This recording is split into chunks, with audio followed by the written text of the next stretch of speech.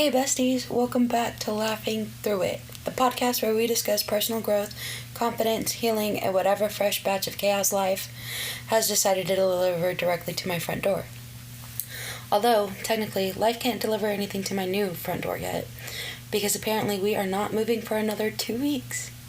Yes, besties, another 2 weeks.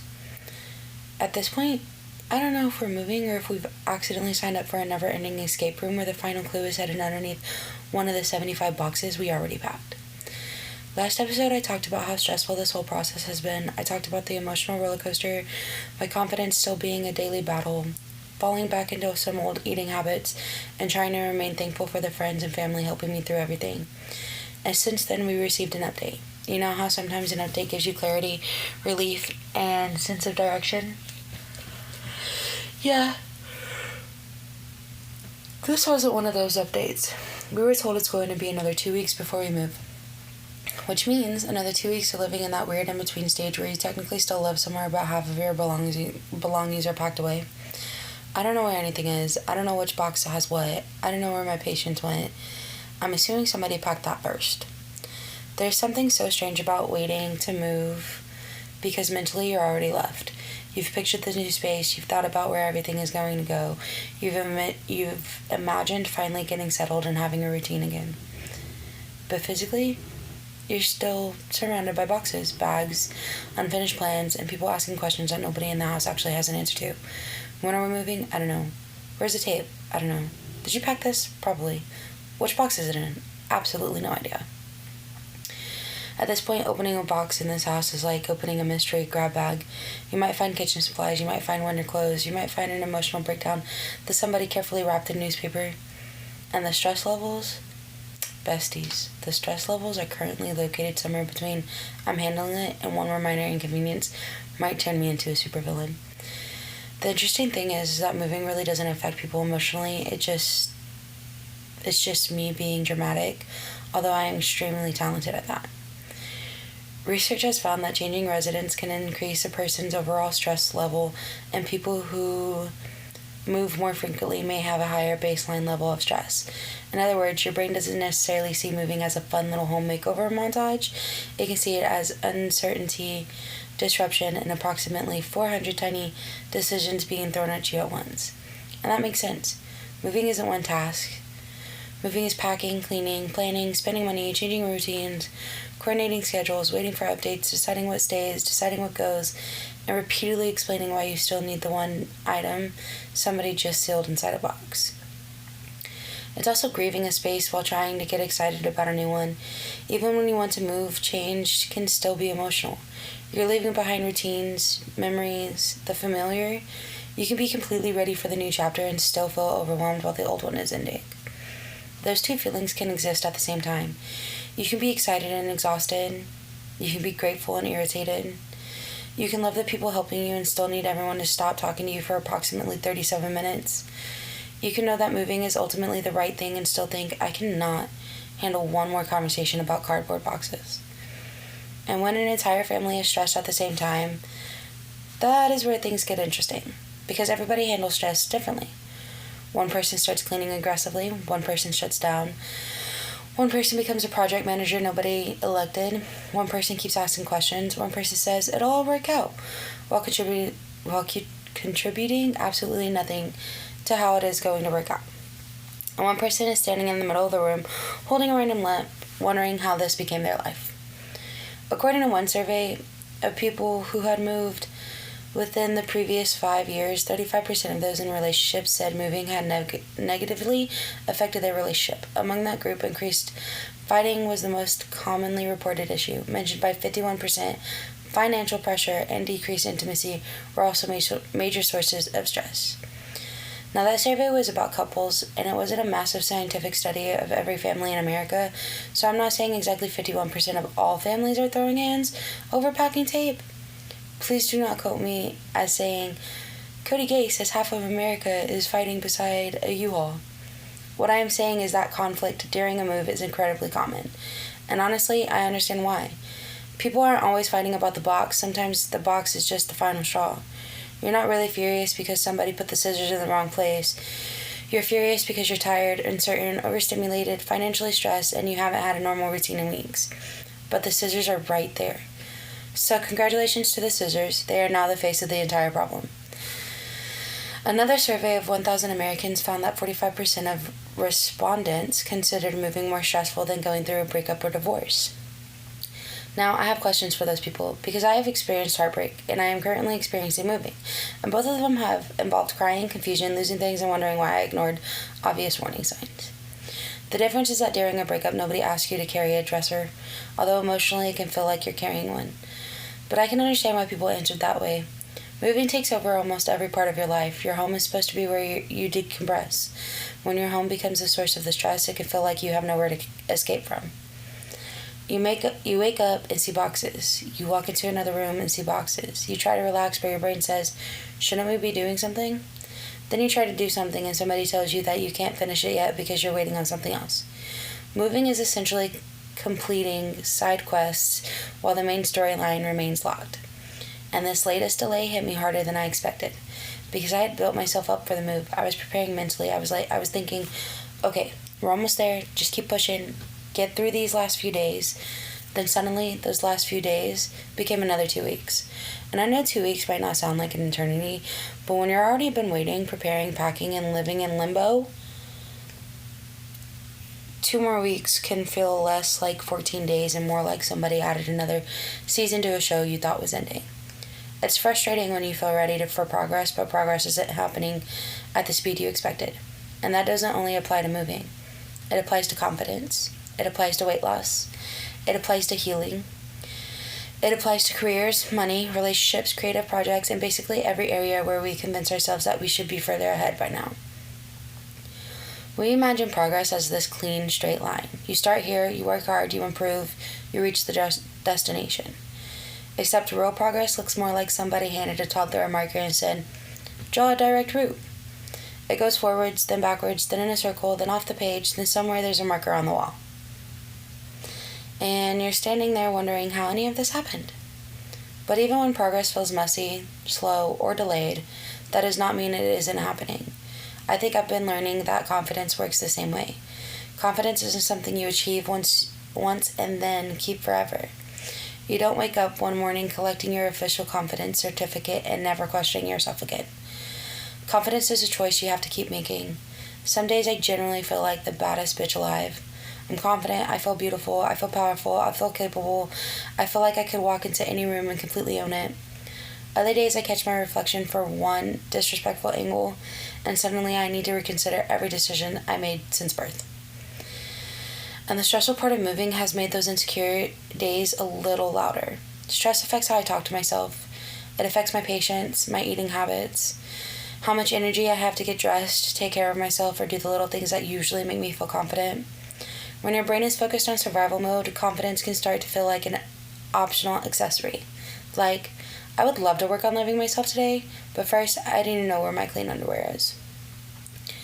But I don't want confidence to only exist when my life is calm, because if I wait for everything to be perfect before I feel good about myself, I'm going to be waiting longer than we're apparently waiting to move. I want to learn how to support myself in the middle of the chaos. Not after it ends, not once the boxes are unpacked, not once everybody is getting along, not once I'm completely back on track with eating, not once I've reached my certain weight, not once I have more money, not once I feel completely settled. Now, in this version of my life, in the messy room, in the delayed timeline, in the sweatpants, in the stress, and the moments where I don't feel completely confident but choose not to destroy myself with the way I speak to myself. Because confidence is not always standing in front of a mirror and thinking, damn, I look good. Sometimes confidence is saying, I'm overwhelmed, but I still trust myself.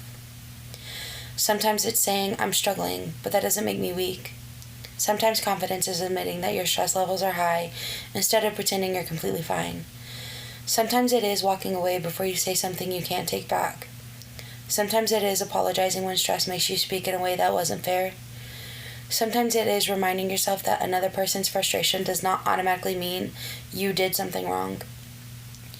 And sometimes confidence is saying, I cannot solve this today, so I'm going to stop punishing myself for not having the answer. That one is hard for me. I like answers.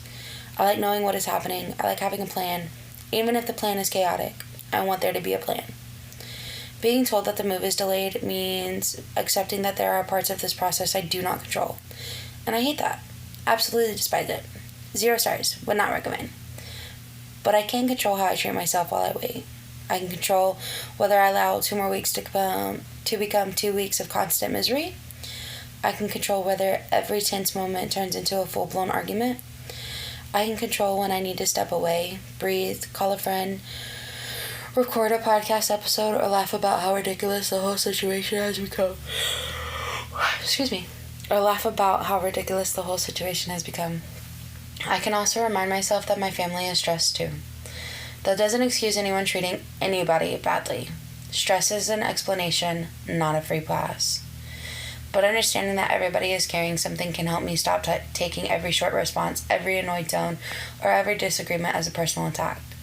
Sometimes people are not mad at you. Sometimes they are mad at the situation and you just happen to be standing closest to them while holding the tape dispenser. The CDC's resource on relocation stress explains that moving can affect people's moods, behaviors, and physical well-being, and that children and older adults can be especially affected by relocation. That really matters when multiple generations are moving together. Everybody has different needs. Everybody has different memories attached to the old place. Everybody has a different idea of what needs to happen next, and everybody has a different breaking point. So yes, families fight during moves. Couples fight, parents and children fight, siblings fight, people fight with the moving company, people probably fight with boxes. I know I have. I personally have developed a tense relationship with packing tape. But conflict does not automatically mean a family is broken. It can mean the family is overwhelmed. The important thing is what happens after the conflict. Can we come back and talk about it? Can we acknowledge when we were being unfair? Can we give each other a little more grace without completely ignoring our boundaries? Can we remember that we're supposed to be fighting the problem instead of fighting each other? Because the problem is the delay. The problem is the uncertainty, the pressure. But the problem is not always the person standing beside us. And I'm saying this for myself just as much as I'm saying it for anybody listening. I have to remember that I am allowed to be frustrated without being cruel. I'm allowed to be stressed without turning the stress inward and deciding I'm failing. I'm allowed to be tired without calling myself lazy. I'm allowed to have a rough day without declaring that all my progress has disappeared. That is something I've struggled with, especially when it comes to my eating habits. I mentioned last episode that I had started slipping back into some old habits. And when I noticed that happening, my first instinct is to judge myself. I start thinking, here we go again. You're messing everything up. You should be doing better. But that type of thinking doesn't actually help me make better choices. It just adds shame on top of stress. And shame has never packed a box, improved my health, or made me more confident. It has only made difficult moments feel heavier. So I'm working on approaching it differently. Instead of saying I ruined my progress, I'm saying I've been under a lot of stress and some old habits came back. What is one choice I can make today that supports me? Not 20 choices, not a complete life transformation by tomorrow morning. One choice. Drink more water. Eat something that gives my body energy. Get some rest. Take a walk. Stop eating because I'm anxious and ask myself what I actually need. And sometimes what I actually need is not food. Sometimes I need quiet. Sometimes I need reassurance. Sometimes I need to laugh. Sometimes I need to vent to a friend for 15 minutes and then agree never to speak of it again. And sometimes I really am hungry and I need to eat without turning it into a moral crisis. Progress doesn't require perfection. It requires returning to yourself.